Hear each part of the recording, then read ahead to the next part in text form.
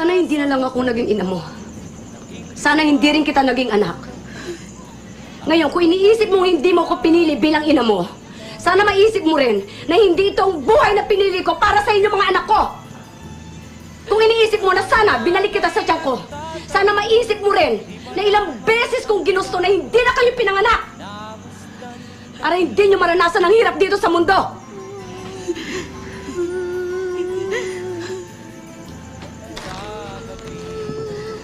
Pero nandito na ako.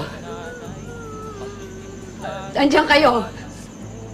Kahit nandito na ako sa manlupalop ng mundo, dito dala-dala ko. Ang obligasyon ko sa inyo na bigyan kayo ng magandang buhay dahil magulang niyo ako. Hindi mo ako naiintindihan. Hindi ko hiningi lahat ng binigay niyo sa amin. Kayo may gusto na hindi ako. Dahil mahal ko kayo,